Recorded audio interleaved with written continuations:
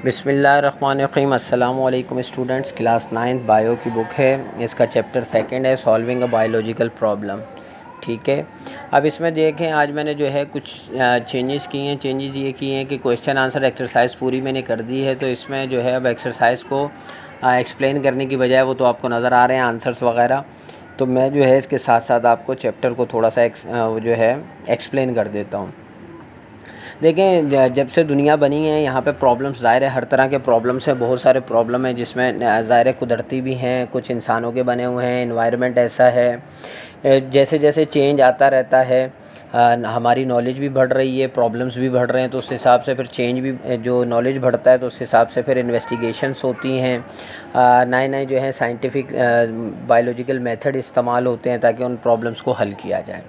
ठीक है, अब बायोलॉजिकल मेथड जो है वो क्या है और ये प्रॉब्लम्स कैसे सॉल्व होते हैं। अब इसमें देखें, जो बायोलॉजिकल मेथड है इसमें सबसे पहले बायोलॉजिकल प्रॉब्लम होता है। कोई भी प्रॉब्लम है, आपने उसको ऑब्ज़र्व किया, महसूस, ऑब्ज़र्वेशन पहली चीज़ है। जैसे कि आप ही के बुक में बताया गया है कि इन्होंने इस टॉपिक में जो है मलेरिया को लिया, कि पहले ये समझा जाता था कि ये जो मलेरिया है ये किसी बैड एयर यानी गंदी हवा की वजह से लोगों को ये मलेरिया होता है और लोग इतना मर जाते हैं, क्योंकि मलेरिया नाम माला का मतलब है बुरी और एयर का मतलब, एरिया का मतलब है एयर, लैटिन वर्ड है ये। तो अब ज़ाहिर है ये ऑब्ज़र्वेशन थी, लोग मर रहे थे, तो फिर किसी ने, साइंटिस्ट ने, ये जैसे नाम भी आगे आया है लेब्रॉन, उन्होंने जो है ये देखा कि उन्होंने कुछ मरीज़ों के जो हैं जो ब्लड टेस्ट हैं उनको अपने जो है माइक्रोस्कोपिक में जो है चेक किया उनको, तो उसमें उन्होंने जो है प्लाज्मोडियम पाया। ठीक है, अब ये देखें उनकी ऑब्ज़र्वेशन थी, जब उन्होंने उसमें नोट किया तो ये उन्होंने ऑब्ज़र्व किया कि हर पेशेंट की ब्लड में जो है ये वायरस जो है ये प्लाज्मोडियम आ रहा है, ये पैदा हो रहा है ना, छोटे छोटे ज़रात, ये आपकी बुक में भी दिखाए हुए हैं। तो अब ये तो उनकी ऑब्ज़र्वेशन थी। अब ऑब्ज़र्वेशन को कैसे कंफर्म किया जाए, दो तरह की ऑब्ज़र्वेशन होती हैं। एक क्वालिटेटिव जिसको हम सेंस कहते हैं, सुनना, सूंघना, टेस्ट करना, टच करना, देखना, और एक होती है क्वांटिटेटिव जो हम, आपकी बुक में नज़र आ रहा है कि हर तरह के जो मैथमेटिकली हम यूज़ करते हैं नापने के लिए, पैमाने, मीटर्स वगैरह, उसको कह रहे हैं, तो वो साइंटिफिक इक्विपमेंट है। अब जब ऑब्ज़र्वेशन हो गई तो फिर उसका नेक्स्ट अमल होता है हाइपोथेसिस। हाइपोथेसिस जो है ये की कंपोनेंट है किसी भी साइंटिफिक प्रोसेस का। इसमें ये पता चलता है कि इंटेलिजेंट गेस किया जाता है और स्टेटमेंट, अब स्टेटमेंट के तौर पे यानी लिखा जाता है, स्टेटमेंट होती है और वो स्टेटमेंट ऐसी होगी जो टेस्टेबल होगी, यानी ऐसा नहीं है कि किसी ने भी ला के लिख के दे दिया उस पर टेस्ट, यानी आपकी स्टेटमेंट, आपका हाइपोथेसिस है ना, ऐसा होना चाहिए जिसको हम चेक कर सकें। ठीक है, जब उसको चेक किया जाएगा आपके हाइपोथेसिस को, तो वो एक्सपेरिमेंट होगा और एक्सपेरिमेंट के ज़रिए पता चलेगा कि आपका हाइपोथेसिस ठीक था या गलत था। ठीक है, अब जब ये इसमें मलेरिया की बात चल रही है, उसको जब टेस्ट किया गया ऑब्ज़र्वेशन के बाद कि इसमें प्लाज्मोडियम पाया जाता है, तो जब उसको हाइपोथेसिस में लाया गया तो उसमें कंफर्म हुआ। अब हाइपोथेसिस में बात जो है रीज़निंग क्या है, बायोलॉजिस्ट जो हैं वो मुख्तलिफ़ किस्म की जो प्रॉब्लम्स हैं और उनके बारे में जो डेटा होता है, जो इंफॉर्मेशन होती है, उसको जमा करते हैं। अब दो किस्म की रीज़निंग होती है, एक होती है इंडक्टिव रीज़निंग और एक होती है डिडक्टिव रीज़निंग। ये भी आपकी बुक में दी हुई है कि दो तरह की रीज़निंग होती है जिस पर इंफॉर्मेशन ली जाती है। इंडक्टिव वो होता है जो ख़ास से आम की तरफ जाया जाए, जैसे कि इसमें मिसाल दी है कि शार्क एक मछली है। अब ज़ाहिर है सारी मछलियों के जो हैं स्केल्स होते हैं ऊपर उनकी स्किन पर, तो ज़ाहिर है शार्क के भी है, तो इसलिए साबित हुआ कि ये भी मछली है। अब ये ख़ास से आम की तरफ है, लेकिन डिडक्टिव में आम से ख़ास की तरफ जाया जाता है, जिसमें खुसूसन है इफ़ देन स्टेटमेंट। अगर फिर ये स्टेटमेंट, यानी यहाँ से ये बात है कि अगर आपने जो डिडक्टिव रीज़निंग दी है उसको अगर टेस्ट किया गया और वो एक्सपेरिमेंट वेरीफाई हो गया, तो आपको पता चल जाएगा कि मलेरिया के उसमें कि फिर क्या क्या डिडक्शन उसमें पाई गई। अब डिडक्शन मेन क्या पाई जाएगी, देखें, अगर 2-3 पेशेंट में वो चीज़ थी कि प्लाज्मोडियम जो है मलेरिया में था, तो फिर आप क्या करेंगे कि वो हर मरीज़ में होना चाहिए, जो भी मलेरिया का पेशेंट होगा उसमें ये चीज़ मौजूद होनी चाहिए। तो आपका जो हाइपोथेसिस था, जो ऑब्ज़र्वेशन थी, जो रीज़निंग थी, वो ट्रू हो जाएगी। उसके बाद होगा एक्सपेरिमेंट। एक्सपेरिमेंट नाम से भी ज़ाहिर है कि आप इस पर एक अमल करते हैं, एक्सपेरिमेंट करते हैं, और ये एक साइंटिफिक मेथड होता है और इस पे जो है रीज़निंग जो है वो बेस करती हैं और इसमें साइंटिस्ट जो है वो एक्चुअल प्रॉब्लम की जो वजह है, कॉज़ है, उसको चाहे इंडक्टिव हो या डिडक्टिव हो, उसके ज़रिए वो जो है वो पता करते हैं। अब साइंटिस्ट जो है वो दो किस्म के तरीके इस्तेमाल करते हैं, एक होता है कंट्रोल ग्रुप, दूसरा होता है एक्सपेरिमेंटल ग्रुप। कंट्रोल ग्रुप वो होता है जो पेशेंट नहीं है, जो बिल्कुल सेहतमंद लोग हैं, वो कंट्रोल ग्रुप में आ जाएंगे। और एक्सपेरिमेंटल ग्रुप में जो है वो 100 अफराद आ जाएंगे जिनमें ये बीमारी है, यानी 100 अफराद आप सेहतमंद लेंगे और 100 अफराद आप मलेरिया के पेशेंट्स लेंगे। तो इसको कहते हैं कंट्रोल ग्रुप और एक्सपेरिमेंटल ग्रुप। फिर उनका आप माइक्रोस्कोप के ज़रिए उनका जो है ब्लड वो आप चेक करेंगे। अगर ये चीज़ सही रही तो फिर आप उस पर रिज़ल्ट बनाएंगे, रिज़ल्ट आ जाएगा और रिज़ल्ट में आप ये रिपोर्ट करेंगे एक्सपेरिमेंट आपने किया और उसमें जितनी ऑब्जर्वेशन थी, जो डेटा आपने कलेक्ट किया था, और वो जो रिज़ल्ट था वो वेरीफाई कर रहा है आपके हाइपोथेसिस को कि मलेरिया जो है जिन जिन पेशेंट में पाया गया, जो एक्सपेरिमेंटल ग्रुप था उनमें प्लाज्मोडियम जो है वो पाया गया है। ठीक है, तो ये उनके ब्लड सैंपल से पता चल जाएगा क्योंकि साथ में कंट्रोल ग्रुप जो हेल्दी पर्सन थे उनका भी हुआ है। तो ये आपका रिज़ल्ट आ गया। अब चलेगा कंक्लूजन।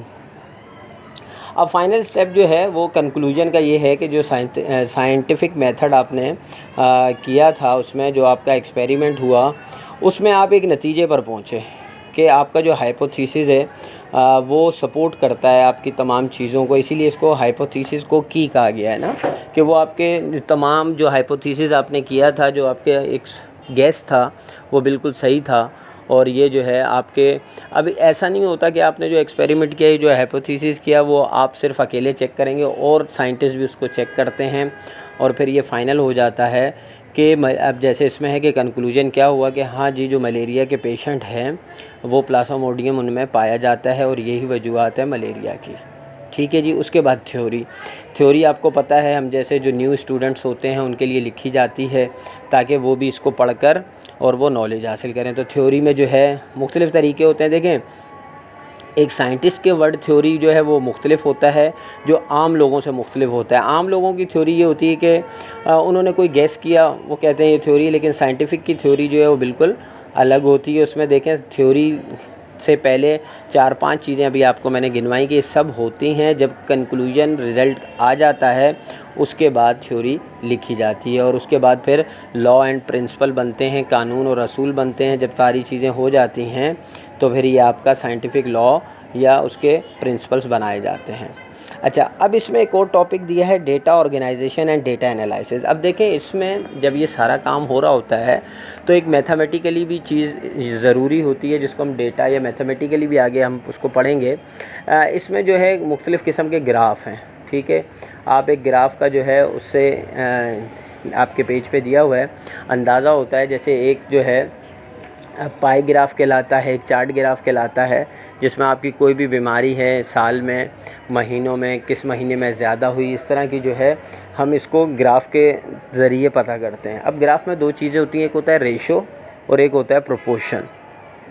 रेशो देखें, रेशो इस तरह होता है जिसमें क्वाइटेंट, जैसे मैंने आप इसको नोमिनेटर और डेनोमिनेटर में लिखेंगे, जैसे फर्स्ट और नीचे सेकंड अपॉन में डिवाइडेड की पोजीशन में लिखते हैं, इसको हम रेशो, या फिर हम जैसे डॉट लगा के दो रेशो लिखते हैं कि भाई जैसे इसमें एक मिसाल दी गई है कि एक फूल में जो है 4 सेपल्स होते हैं और 12 पेटल्स होते हैं। तो अब 4 × 12 ये क्या हो गया, ये रेशो हो गया। बात समझ में आ रही है। लेकिन प्रोपोर्शन क्या होगा, प्रोपोर्शन कहते हैं इक्वल होना। अब 4 × 12 जो है वो इक्वल है 1:3 के, क्योंकि 4 1 ज़ा 4, 4 3 ज़ा 12। तो 1:3 लिखें चाहे 4:12 लिखें, दोनों का प्रोपोर्शन जो है वो इक्वल है। तो ये जो है पाए चार्ट या जो बार चार्ट हम बनाते हैं और ये जो डेटा होता है कलेक्शन, उसमें ये चीज़ें ज़रूरत होती हैं। अच्छा, आपको इसी तरह मैंने मैथमेटिकली भी बताया, ये भी बहुत ज़रूरी है। देखें, आपकी जितनी अब किसी चीज़ की यहाँ पे जो एक एग्ज़ाम्पल दी गई है कि अगर आप किसी आबादी का, यानी कोई रीजन है, कोई ख़ास जगह है और वहाँ आप चाहते हैं कि किसी चीज़ की काउंटिंग की जाए, तो वहाँ आप क्या करते हैं कि वो आप एक एस्टीमेट लेते हैं और उसके ज़रिए आप अंदाज़ा लगाते हैं दूसरे रीजन्स में जाकर के आया वहाँ किसी, चाहे जानवर है चाहे इंसान है, कि उसकी आबादी यहाँ पे कितनी जगह पर कितनी आबादी है। ये एक, अब ज़ाहिर हर बंदे को तो आप नहीं गिन सकते, ये एक एस्टीमेट होता है। ये किसके ज़रिए होता है, मैथमेटिकली जो फार्मूलाज बने हैं, आप बात समझ रहे हैं। बहुत सारी इसमें जो है इक्वेशंस बनी हैं, ये फिर साइंस को बहुत हेल्प देती हैं, जिसको मैथमेटिकली बायोलॉजी भी कहते हैं। और इसमें जो है बहुत ज़्यादा जो है ये की रोल होता है इसका मैथमेटिकली मॉडल्स बनाने में। मॉडल्स में ये नहीं वही आ गए, इक्वेशंस आ गए, फार्मूलाज आ गए, प्रिडिक्शन आ गई, और फिर वो नेचुरल एक्यूरेंस को बयान किया जाता है, जिसमें ये बताया जाता है जानदारों का बिहेवियर पैटर्न कैसा है, उनकी आबादी जो है वक्त के साथ कैसे चेंज हो रही है। फिर प्रोटीन के स्ट्रक्चर ऑफ प्रोटीन पढ़ते हैं इसमें, फिर जानदारों की हाइट वगैरह, फिर उनकी आबादी, फिर उनकी स्पीशीज़ वगैरह जो हम पढ़ते हैं, ये सब मैथमेटिकली मॉडल्स यानी मैथमेटिकली बायोलॉजी में आते हैं। तो हम ये कह सकते हैं कि मैथमेटिक्स जो है वो भी साइंस में बहुत अहम रोल अदा कर रही है। इस वक्त दुनिया के नेचुरल वर्ल्ड को समझने के लिए बहुत इसका क्रिटिकल रोल अदा हो रहा है। तो ये हमारा चैप्टर था, बहुत छोटा सा चैप्टर है। मैंने कोशिश की कि आपको इसमें जो है पूरी तरह से समझा पाऊँ। अगर हो सकता है कोई चीज़ रह गई हो, मैं ये चाह रहा हूँ कि वीडियो छोटी से छोटी बने ताकि आप लोगों को देखने में और समझने में आसानी रहे। Answer, question answer, short MCQs, fill in the blanks वो मैंने सब कर दिया, आप आराम से इसमें देख सकते हैं। अच्छा, अपने इसमें पेज नंबर 90 पे जो आपको एक दिया हुआ है ना बायोलॉजिकल मेथड का पूरा एक आपको पिक दी हुई है, जिसमें बायोलॉजिकल प्रॉब्लम है, फिर उसकी वही ऑब्जर्वेशन है, फिर हाइपोथेसिस है, फिर टू एक्सप्लेन हाइपोथेसिस है, जिसमें 2 तरीके हैं, डिडक्टिव रीजनिंग और इंडक्टिव रीजनिंग मैंने बता दिया। फिर एक्सपेरिमेंट है, एक्सपेरिमेंट जब होता है data collection and data analysis पर, फिर वो डेटा जमा होता है, फिर उसमें क्या होता है, या तो डेटा आपके हाइपोथेसिस को सपोर्ट करता है या सपोर्ट नहीं करता। जब सपोर्ट नहीं करता तो फिर वहाँ पे देखें एक एरो बना हुआ है कि आप न्यू हाइपोथेसिस करें, और अगर सपोर्ट कर जाता है तो फिर वो आपकी थ्योरी बन जाती है। तो इंशाल्लाह आई होप कि आपको वीडियो जो है वो बहुत पसंद आएगी, और अगर कोई चीज़ आपको पूछनी हो, कुछ चीज़ रह गई हो तो कमेंट ज़रूर करें, और मुझे कमेंट्स में ज़रूर बताएं कि आपको किस तरह ईज़ी रहेगा कि मैं किस तरह से वीडियो बनाऊँ। मेरी ये नई कोशिश थी आज कि आपके पास जो है एक ही वीडियो में आपकी एक्सरसाइज वर्क भी चला जाए और आपके साथ आपको एक्सप्लेनेशन भी मिल जाए आपकी चैप्टर की। ठीक है, आई होप कि आपको वीडियो पसंद आएगी। इंशाल्लाह नेक्स्ट वीडियो में मिलते हैं, जब तक के लिए अल्लाह हाफ़िज़।